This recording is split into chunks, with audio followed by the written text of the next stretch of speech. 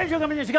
我们过去谈到了中国、俄罗斯跟北韩的时候，都觉得他们是坚实的铁三角，他们是三个盟友来对抗美国。但没有想到，现在这个中朝俄三方出现非常微妙的变化。现在因为北韩去支持俄罗斯，进到了俄罗斯的一个战场，更让这个关系变得非常的紧张。我们看，现在北韩我说要开放观光，我现在免签，结果只对谁免签呢？我只有对俄罗斯免签。我现在还是一样，我不欢迎中国人进来。我们也看到这一次习近平离开克山，也就是在金砖高峰会离开了以后，你发现场面看起来还是非常热闹，还是很多人来送行。可是你会发现，他的层级都非常的低，他都是一般的老百姓，甚至在克山当地来讲，都是对低阶的官员。像过去，如果习近平到了俄罗斯，那一定是最高规格的待遇，甚至普丁都会出现。结果现在没有，这些人全部都不见，跟之前金正恩跟普京的互动有天壤之别。所以大家好奇是，当这个铁三角真的出了问题的话，那对于中国真的是腹背受敌吗？而就在这个腹背受敌的状况下，你就发现习近平退让了。习近平我们之前讲，在中印边界以下退了9万平方公里，而现在你就更难想象说，中国跟印度两边的军人居然可以联合巡边，而且护送糖果，代表习近平的压力已经没有办法面面俱到。好，在这段里面有2位来宾加入讨论，第一位是资深媒体人王瑞德瑞德，你好，大家好。好，第二位是资深媒体人姚维珍，大家好。好，说刚刚讲的是，之前都觉得中国、俄罗斯以及这个所谓的北韩三个人，是血盟的关系，是铁三角的关系。比如刚刚讲，现在出现非常微妙的变化。我们看到《华尔街日报》讲，北韩派兵到了俄罗斯，竟然让中国左右为难。没错，中国、俄罗斯跟北韩3个国家过去是铁三角，可是这个铁三角呢，慢慢中国已经慢慢淡出。现在中国跟现在俄罗斯跟这个北韩2个非常的亲密。简单来讲，这个有一点这样，因为你习近平当双面人，2个人都看你不爽，所以你知道，因为什么？因为刀切豆腐两面光。没错，我这个俄罗斯在打这个俄乌战争的时候，你不听我，你说表面上说要挺我，你还跟我说我们这个100年的大变局，我们一起来改变。问题是你嘴巴讲，我要的东西你有来吗？美国一制裁你，你就害怕，一制裁你就害怕，美国警告你，你就不敢做，所以你就当双面人嘛。那北韩也是一样啊，你就说，宝姐，那毛泽东说北韩跟朝鲜的北韩跟中国的关系是什么？唇亡齿寒。照理说你要挺我挺到底啊！联合国制裁我，你马上就让干，你就不敢制裁我，所以这样逼了谁？逼了这个金正恩现在这个蠢呢，只好去亲别人了，他就是亲俄罗斯。所以现在看起来的话，中国这个俄罗斯跟朝鲜2个走得越来越近，习近平反而变成是里外不是人，当双面人的结果就是被双方唾弃。因为现在让大家全世界最惊讶的是，你在丹东的这个地方，你在中朝边界的地方，过去刚刚讲的那是朝鲜对外唯一的窗口，那是朝鲜唯一能够得到外援的一个地方。可是大家想说，现在刚刚讲，你大家到了丹东这个地方是3步1岗5步以上，而这个地方是戒备森严，这地方居然完全没有生气，而且更夸张的是什么？现在北韩对外，我们刚刚讲，我欢迎来观光，我欢迎俄罗斯来。可是我不欢迎中国人了。对，目前为止来说，北韩的态度是完全转变。他的这个贸易往来说，他跟中国这边呢几乎没有贸易往来。他贸易往来现在跟谁？跟俄罗斯。另外一个欢迎外国来观，因为他也是这个 COVID-19 结束之后开放观光，就呢他开放俄罗斯人来，他没有开放中国来。那尤其去年1年的时间，北韩跟俄罗斯双方派了40多个外交团体、经济代表或军事团队互相拜访。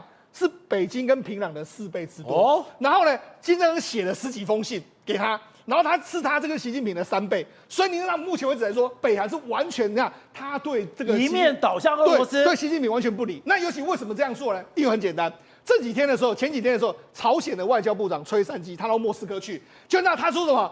他说在俄罗斯杰出的总统弗拉德米这个普丁的这个领导之下，俄罗斯人还有捍卫人民主权还有安全利益的神圣斗争一定会取得伟大胜利。我们保证，直到胜利那一天，我们北韩将永远坚定的与我们的俄罗斯同志站在一起。所以你看他讲这样话，而且他不是嘴巴讲，是他真的派兵了。对，而他不但派兵，他的军人真的在前线死亡了。所以你看，如果你看俄罗斯，你看到北韩的这个态度，你会觉得怎么样？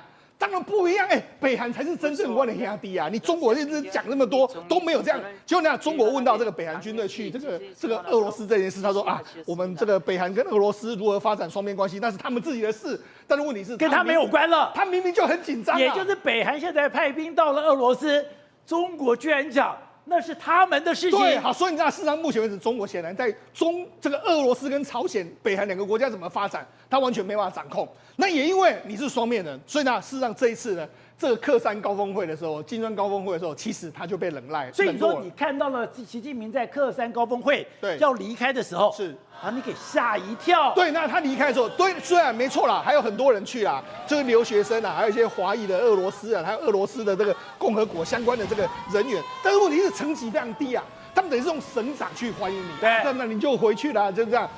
省长来接待你，中央级的嘞，中央级没有人来啊。好，那除了这个，所以最高只有克山市的市长。对，好，那除了这个之外，宝杰那他们两个见面了。这一次俄罗斯的这个普丁呢，跟习近平两个见面，你看两个见面这样，行礼如仪这样握手而已。他们之前还会拥抱，现在都完全就跟握手一样，这样而已。这个跟之前完全不太一样的一个状况，所以这个是在5月的时候，对，当时还是握着对方的手说，现在我们面临了100年难的一代大变局，是，我们要携手前行，对，而现在只有简单的握手了，握手，你看两个亲疏就差很多了，两个这样看照片，跟这一次你看这一次两个握手讲了非常多之后，然后还抱在一起，那甚至这个也是非常尴尬，为什么？因为这个显然高峰会议里面来说，习近平这一次刻意晚到。就刻意晚到的时候，你看习近平到了，他最后一个到，然后跟普丁见面的时候，普丁其实脸色不是很难看。然后他离开之后，马上你看普丁马上就说：“看着手表，狼龙搞啊，可以走了，可以开会了吗？”就这样，你看人都到，可以开会了吗？你看，这样显然他对这次的，只有我普丁能够迟到，你习近平又迟到，他非常的不爽。好，那我们看几个小细节。高峰会议里面来说话，这个普丁在演讲的时候，习近平其实呢整场脸色都不是很好看，他都一直在那边这样子，一直有点臭脸的这个感觉。那所以你看我们看整个克山的这个活动里面来说，北韩没有去啊，这是中国跟俄罗斯的这两个可以修补关系的机会。你看。这次显得就相当的冷淡。那相对于你看前一阵子的时候，你看今年6月，普丁北韩，你看他们两个哇抱在一起，你看抱了又抱，抱了又抱，抱了又抱。好，那除了这个之外，他这普丁要回去的时候，你看他还用个照片，这照片是他在专机啊，他的专机上面还跟你挥手再见，你看这样一个画面，所以显见。俄罗斯跟北韩的关系在这几个月里面已经获得明显的这个改善，相对于他们两个跟中国关系都面临到非常大变化的这个局面。而且帮我们提供了一个非常有趣的讯息是，北韩其实也希望大家来观光，是，所以北韩弄了一个观光旅游的宣传片。当我们看这个宣传片非常妙的是，怎么都是金发碧眼的人，就他们讲说搞了半天。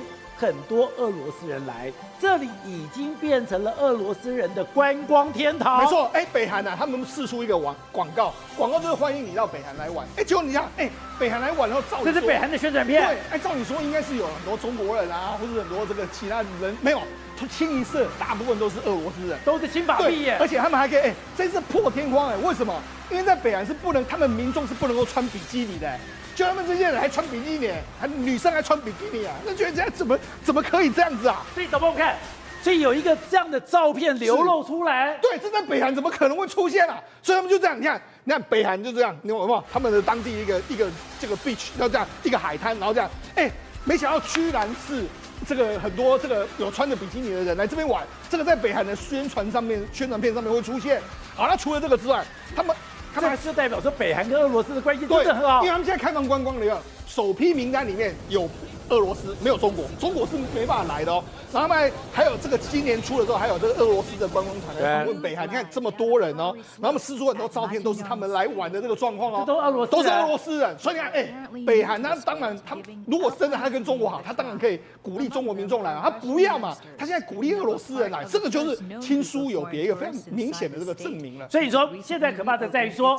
现在摆在中朝俄是有一个战略结盟，对，而这个战略结盟里面，中国已经离开了。中国离开可怕在于说，他有可能一个人未来要独自面对美国的威胁。没错，你看这个 BBC 说什么？金正恩是中国的盟友，但已经成为来自地狱的同志，就是他们现在来自地狱的同志，他们现在已经没有在一起的这个状况。我觉得金正恩其实呢，他对中国始终是不信任的。第一个时间点，你们没注意到吗？以前金正恩这个中国不是在扶植金正男嘛，所以他其实对中国一直觉得你没有办法挺我到底的一个状况。那我们就讲嘛，事实上你看毛泽东把北京跟平壤之间的关系形容是唇齿相依、唇亡齿寒嘛，但是现在呢，金正恩的嘴唇已经在别处亲吻。就亲到别的地方去了。那为什么亲到别的地方去？我跟你讲几个明显的。这 BBC 写的。BBC 写的，他写的什么？他说今年刚好是中华人民共和国就中国跟这个北韩建交75周年。就那北韩上面写了什么吗？北韩他们跟中国互相传，就我们两个国家这个未来的这个前途发展，继续伟大的这个前进，讲的都是很官方，讲的这个。但是你看啊，这个金正恩在对普丁生日的时候，他就说什么？我最亲密的同志。你看，所以你看，两个完全亲疏有别啊。他对普丁可以讲到我最亲密的同志，那对习近平就是行礼如仪。这样讲一讲，好，那我们就讲这个铁路来说话。你看铁路，目前为止，中国跟俄罗斯的、中国跟朝鲜的铁路可以说是中断。但是呢，你说这个就是他们的中朝友谊大桥。但是目前为止来说，他们开往这个俄罗斯的这个火车一直往上，一直很多在走，而且它上面还写了标题哦，他说迈向新的这个胜利哦。所以它事实上现在俄罗斯跟北韩的火车是互通的哦，但是跟中国火车是没有互通哦。另外一个很多这个所谓的卫星的影像知道什么？俄罗斯把它大量的煤炭呢就送到北韩来，然后从北韩出口。所以显见，目前为止来说，俄罗斯跟朝鲜、北韩两个国家是完全紧密的结合在一起的这个状况。所以我们看到，连朝鲜日报都有讲哦，中朝边境的3重铁丝网，对，他把朝鲜变成了一个巨大的这个所谓的收容所，对，甚至金正恩还跟他的幕僚讲说，我们跟中国是宿敌，对，你不要看中国的脸色。对，我觉得金正恩当然，第一个我就讲嘛，中国曾经就有想要立这个金正男，所以金正恩对中国是不太信任的。另外他说什么？他说呢，金正恩私底下表示，他说美国和日本呢是100年的宿敌，但是中国是5000年的宿敌。他说没有中国也能生存下去，所以哪怕是1点小事，也不要做出任何让步。所以就说他们不会让步，他们对中国是绝对不会让步的。那我们从一些蛛丝马迹来看，这个今年呢刚好是中国人民解放军建军97年的招待会。97年的时候，他们就发表，他们这个武官就发表给当地所有的驻各国的武官说来参加我们的这个建军97年的大会啊。结果你知道吗？北韩根本不去。北韩的官员不去，他获得邀请啊，就他不去。南韩有获得邀请，南韩有去，但是北韩就不去。那最近很多活动，譬如说像前一阵子这个北韩跟这个朝鲜的这个建交75周年的，金正恩也没去。所以呢，他们目前为止两国的关系，金正恩或者说北韩都刻意在淡化跟中国的关系啊。那甚至你看，这是什么？这是朝鲜日报拍的。朝鲜日报拍的这个铁丝网，铁丝网来说，不是原本只有铁丝网，他们北韩还建了这么高的铁网、铁栏杆，这样把它建起来，建起来的时候，他就说，这条比南北军事协力248公里还要超过5倍的边界，有1000多公里，他都完全把它建起来，而且它里面还有很多AI 监视器啦，什么一大堆，然后就控制人民不能够到中国去。所以呢，事实上目前为止来说，中国跟北韩的关系真的出现完全我们无法想象的变化，在这个进行之中啊。所以刚刚讲的，所以现在中国就做了一些非常微妙的改变。第一个就是它真的放宽了跟整个印度的紧张关系，它一让了9万平方公里，而现在居然中国跟印度两边的军人可以共同巡边，对，互送巧克力。另外一个就是，我竟然对南韩，你北韩要这样搞我，结果我就对南韩讲，是南韩现在去中国免签证了。对，没错。实际上对目前为止来说，中国为什么压力很大？因为它不能够同时多面受敌，所以你看它最近跟印度不是改善关系吗？在拉达克这些地方啊，很多我们过去共同巡边的，我都退让了约莫是9万平方公里。那你看，甚至还这样，宝姐，这外面真的非常有意思。他们从2020年打到现在，双方互赠苹果、互赠糖果啊，互赠这个点心，说我们现在可以，而且互相巡视，大家都不要打。就变成这样，双方变成是把手言欢的这个局面啦。那不只是这样哦，你看，因为中国目前为止来说，突然之间做了一个动作，他对北韩国的南韩呢发布一个所谓免签证，它里面有几个国家，挪威啦、芬兰、还有丹麦等等，还有韩国等等，就免签证。那么韩国都觉得很奇怪，为什么突然之间发我们免签证？过去明明是不会这么快啦，就为什么？因为你现在的这个北韩跟这个俄罗斯走得太近，中国当然要想办法戳你才行啊。好，所以请问，这么一个俄乌战争打下来，现在北韩跟俄罗斯的关系真的这么密切？然后真的中国跟这两个国家渐行渐远？那个邪恶轴心被脱钩了。对，你要看这个两个国家是不是有同盟关系，或者是歃血为盟的关系的话，是要流血的。要血。那你看到北韩就把士兵派到这个俄罗斯去的时候，就是证明一件事情，我愿意为你这个弟兄来牺牲嘛，所以可以战死在沙场上，代表两个国家来讲的话是真朋友，而不是假朋友。那中国呢？中国是嘴巴讲一讲而已啊，但是有派什么东西去吗？可是你要讲的北韩的部队到那边，我跟你就当炮灰嘛。可是我当炮灰，人死在那边，你没有给我好好照顾。我还要再替你卖命，然后呢，我的外相还讲说，在你普丁伟大领导之下，一定会取得胜利。在取得胜利的过程里面，北韩会坚定的跟你站在一起。不是，因为北韩士兵本来就没有什么人权嘛，那北韩的人民也是多的，到处都贫穷嘛。那你今天俄罗斯可能出一点钱就可以养活他的家属，我这为了这个所谓家属，我牺牲在战场上也是情有可原嘛。所以其实北韩他其实派出去来讲的话，心里早就有数了，大概这些人大概就差不多有去无回了。而且来讲的话，听说派出去的都不是一个最顶尖的士兵，大概就是真的是想要成为炮灰。那你在战场上面又发现了一件事情。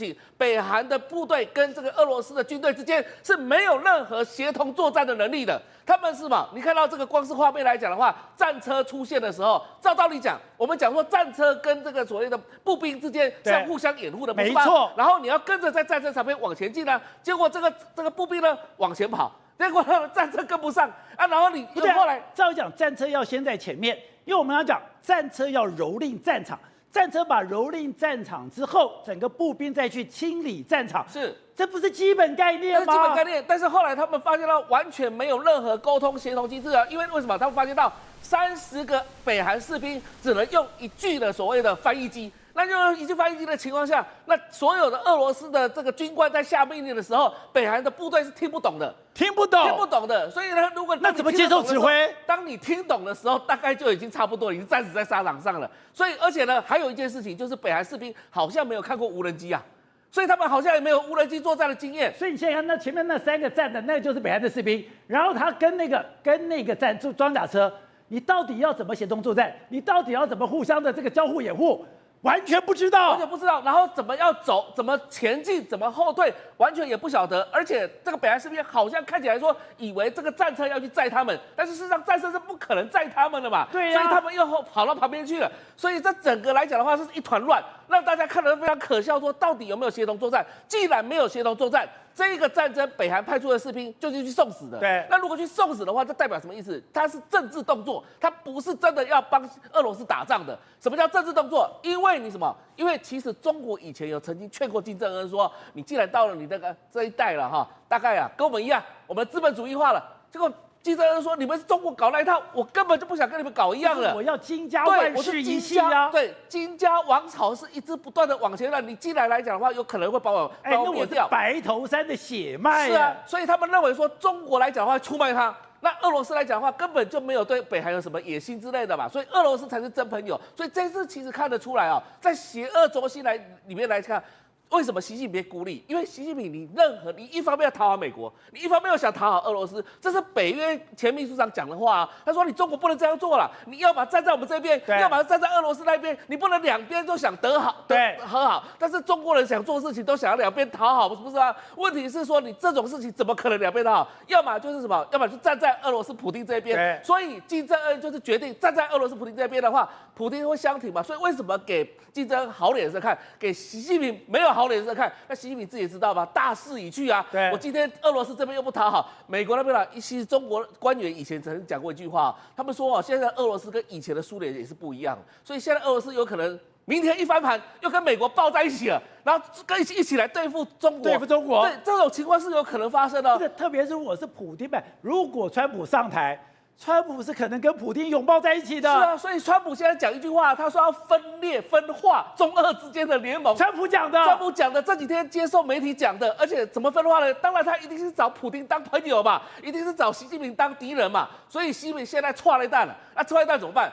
他也不可能说同时间面对印度，同时间面对菲律宾，同时间面对越南，同时间面对北韩，我就放软了，我全部旁边周边国家我先放软，然后呢，我试着跟川普沟通看看，跟未来的美国总统沟通看，不行的话，那我尽全力的来讲的话，来跟美国来进行对峙。但是呢，其实说真的，因为他已经出卖了普丁跟出卖了这个金正恩的情况之下，所以这2个国家也不会给他的好脸色看。但另外一个，你也可以看到说，当一个国家被孤立久了，你完全没有跟人家协同作战，你跟人家没有任何通勤指挥的这个所谓的联络的时候，你看到北韩的部队是完全不能打仗，就算你的士兵这个所谓的吃苦耐劳、忍饥受饿，可是你丢到战场，你是完全没有作用的。是啊，因为北韩士兵搞不清楚说，现在俄乌战争用的都是无人机啊。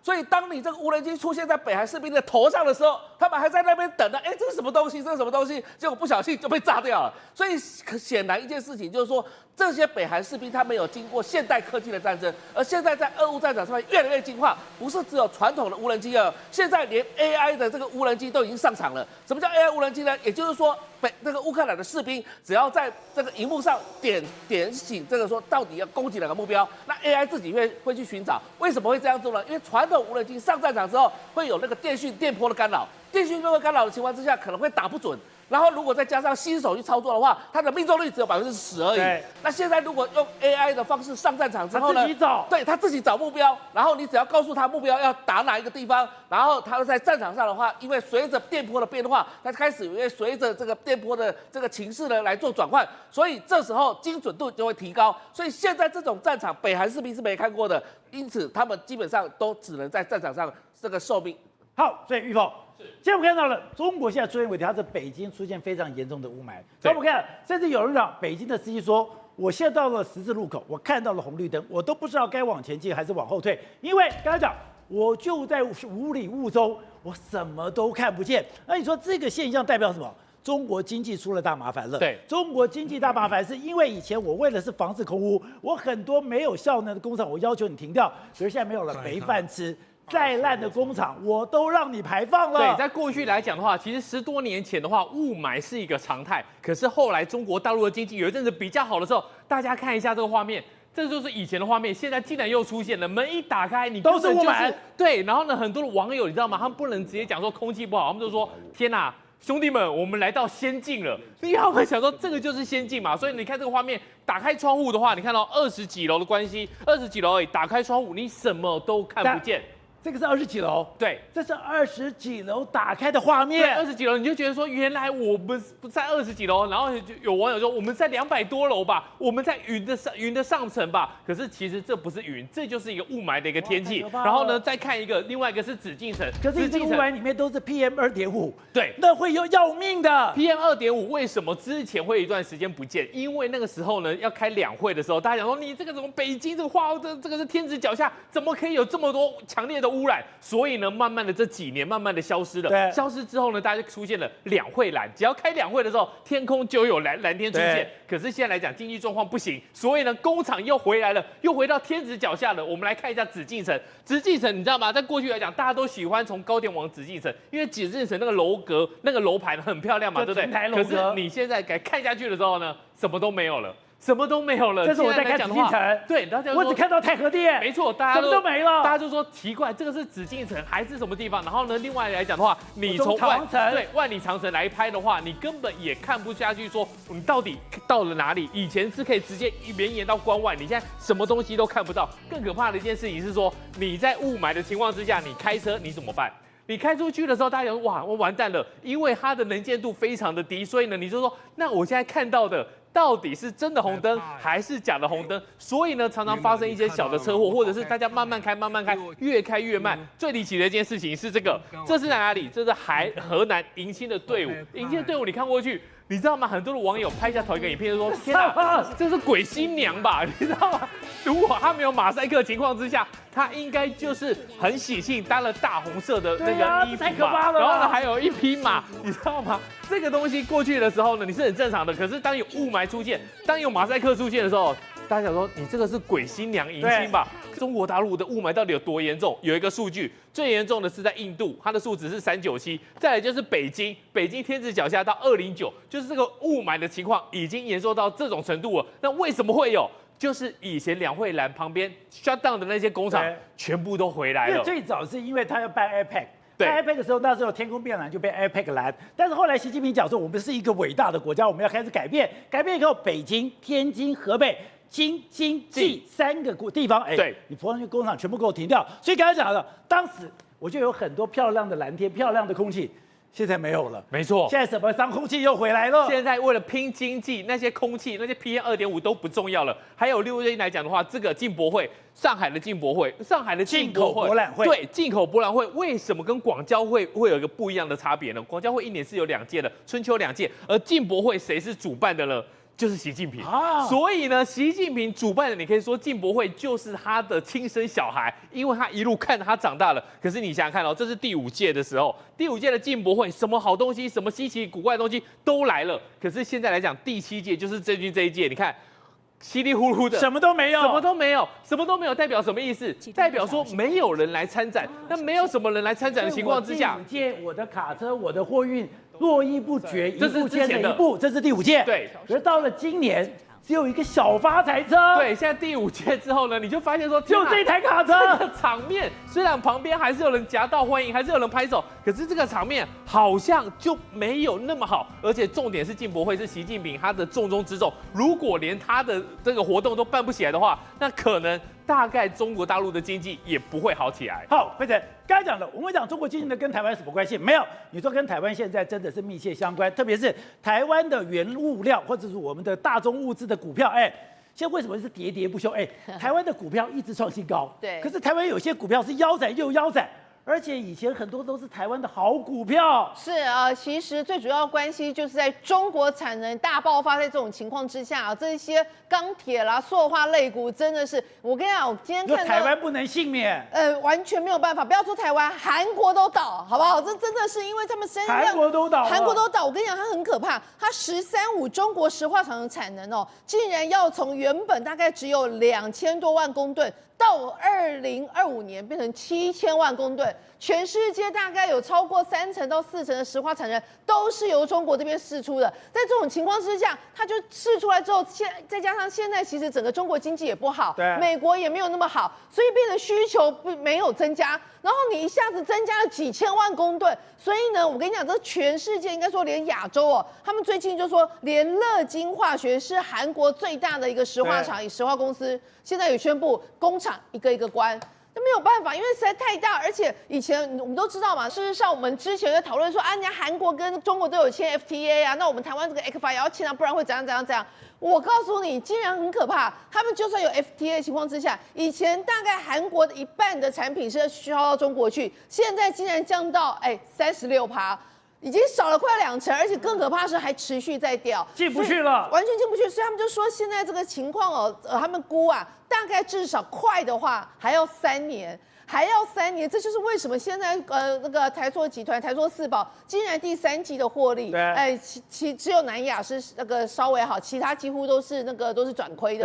所以你就会发现，如果说连台塑这么大的企业，它都没有办法去承受中国的这样子的那个产能，突然在这3、4年之间大爆发，那难怪它整个都疲累了。不懂，你不是讲要供需吗？你要有需求，我才提出供给。现在已经没有需求了，结果你供给还不减少，你还拼命生产。因为我们都说嘛，中国是计划经济啊，它13.5这个计划早在几年前、7、8年前就已经拍板定案了，那不是搞死大家吗？搞死大家，而且就那时候就拍板定案，觉得整个中国会大好啊，什么一大堆的。结果后来一个 COVID-19， 然后再加上那个美国跟中国在吵架，所以在这种情况之下。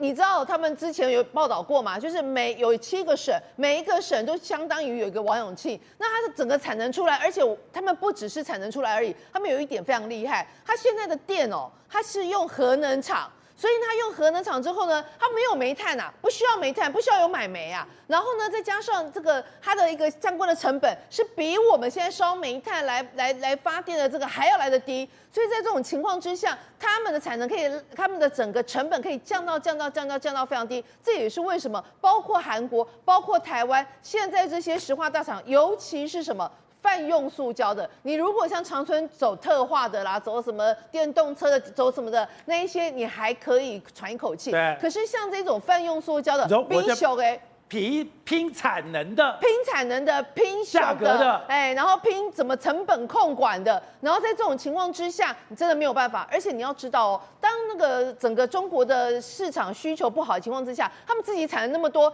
他们要买，一定是要先买他们的啊，对哦，买自己的国货啊。所以我们像我们的那个台塑集团在那边有宁波厂区，整个厂区就屌了呀，没有办法，就是非常惨。对，所以现在就大家就说，现在情况就是能不开这个产能能不开就不开。日本的石化厂更妙，日本石化厂他说他们已经有连续19个月，他们的产能利用率是低于90%的。低于90%意思是什么？就是没有那么多的需求，所以就是能降载就尽量降载，但你也不能降得太低，因为降得太低的话，其实每个成本很高。所以现在就是说，中国一家啊，就是生出了这么多的产能，导致日本、台湾、韩国这几个业者全部塔卡莫雷修。更可怕的是，你不知道整个这样不景气的状况还要持续几年。我今天看到台塑集团的股价，不想搞什么大家损人不利己吗？对啊，因为他们就是计划经济就是这样，没有办法。而且我跟你讲哦，我现在看到台塑股票掉到40几块，40几块是什么样的水准？40几块是我20年前开始跑台塑的时候的水准。那时候我在跑的时候，他们还跟我讲啊，他说我告诉你啊，我们家的股票45块以下哦，眼睛闭着买都没关系。对呀。但是现在跟我讲的人都已经退休，我现在想问他说45块以下还能买吗？恐怕是不太能哦，因为现在真的是这一些中国的产能，它已经出来，它没有办法塞回去，它厂都开好。那我这辈子只相信股市有一个专家，那个人就是以前财讯的老板，叫孙文雄。对，我以前听过讲，但我不能把这个数字交起来。他说台塑是台湾最好的股票，也是最稳定的股票，那个到某个价格，你闭着眼睛就可以买。对。吓死我了！现在你现在是满手的是吧？那不过也不能这样讲了，因为你前一阵子应该也做不错。事实上，我觉得台塑集团它也面临到一个问题，就是它转型的问题。它过去几年尤其是在2017、2018那几年是大好大转，就是怎么闭着眼睛赚。所以有时候就是这样，当你闭着眼睛都赚的时候，你就没有去想到你的转型计划。而当整个浪潮下来的时候，尤其是现在都是什么 AI 科技这个部分，你没有在那个特化品的卡到一个位置的话，现在要付出很大的代价。好，宇轩，当然讲的，现在中美之间关系越来越紧张。今天要开人大的常委会议，人大常委会最重要一个工作就是他们要把钱准备好，真的要准备10兆人民币，为了干嘛？为了要现在跟美国有可能是川普当选之后，要打一场长期的非常艰苦的经济战争。而这个经济战争当然还有科技的部分，所以今天传出一个消息是，他们现在。我要掌握了这个所谓的晶片，我要未来在 AI 世界里面有立足之地，我一定要进入到了7奈米、5奈米的世界。而这个时刻，居然传出来说，台湾台积电的叛将，他在中国竟然是被中南海保镖保护的。过去呢，中国有一个叫做2弹1星，这个是他们封为最高荣誉勋章。什么意思？你有办法做核弹，你有办法做飞弹，你有办法做人造卫星，让我们中国超英赶美。但不好意思现在的梁孟松，他的规格就是2弹1星这种勋章的规格，牢牢的把孔立出来的，跟他掌上明珠一样，好好呵护他。宝杰哥，你知道为什么吗？因为现在呢，国珍哥他特别去到中国采访的时候，发现一件事情不对。当地人讲说太神奇了，竟然习近平他有一批我们讲说中南海最一线武林高手保镖，每一个都是李连杰等级，都是叶问等级，一个可以打10个。你知道现在在贴身保护梁孟松，真假的？真的，而且是一组队。各位，你知道他们怎么保护人吗？他们是分成3种，3种是怎样？第一个，如果有人袭击可能你只是把拖鞋拿起来要丢，对不对？马上第一个人先把谁扑倒？把他们要保护的对象扑倒，第2组把那个人给扑倒，第3组人看还有没有同伙，所以他们是用这种我们讲的中南海保镖高规格等级在保护梁孟松。那宝杰哥，我跟你讲，有利就有弊。请问一下，保护是讲好听啦，因为现在外界所有的台商跟半导体的人士都接触不到梁孟松，接触不到了。那请问一下，这是保护还是软禁？软禁都有嘛？就你休想给我跑掉，你坏。为什么会这样？因为理论上FBI 早就已经盯上梁孟松，因为对于 FBI 来讲，最在意的就是什么？不对，你华为怎么你说8奈米、那9奈米用 N+1就算了，怎么现在连7奈米都跑出来？特别是这个 Max 60 Pro， 他们说这个是标准真的用 N+2所做出来，就是我们讲重复科时做出来的7奈米的晶片，所以他们一定要严格去调查，说到底怎么来的嘛？那当中最关键的重要角色是谁？就梁孟松嘛。因为重复曝光就是他的专长。对，这是我们讲带到去，让中国之所以当初为什么我们讲三星可以超越台积电，以及中国为什么明明都已经被全方面封锁了，台积电也禁止了，禁令也一直下了，还是有办法不断的再生出晶片来。所以梁孟松是一个至关重要。所以如果说今天要阻止中国晶片战，梁孟松是一个至关重要的角色。只要梁孟松一倒，中国的晶片梦、中国的自主国产梦，恐怕就会因此烟消云散。所以对他来讲，他这个人重不重要？当然重要啊！他现在是中国的科技教父啊。即便说他是来自台湾的叛将，所以你仔细看哦，包括来自各大，比如说 Meta 啦、Alphabet、Tesla， 他们所花的经费，恐怕都没有办法比拟。为什么？因为你绝对得不到像习近平一样规格的中南海保镖。